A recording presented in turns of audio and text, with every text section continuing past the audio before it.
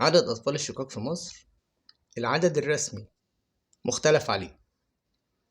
السنة اللي فاتت قالوا 25، لكن صدر إحصائية رسمية بيقولوا 15.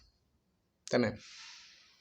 تخيلوا بقى 15 مليون طفل شقاق، 15 مليون طفل معدي عليهم رمضان بيفطروا من غير أبوهم، ما قعدوش مرة مع أبوهم على الفطار، ما قعدوش مرة مع أهل أبوهم على الفطار. مش السنة دي بس، السنة دي، السنة اللي فاتت، واللي قبلها، واللي قبلها.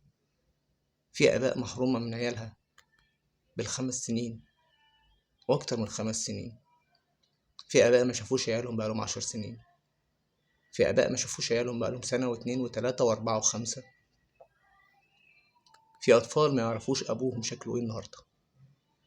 في أطفال ما يعرفوش أهل أبوهم نهائيا. في أطفال ما قعدوش مع أبوهم على الفطار مرة.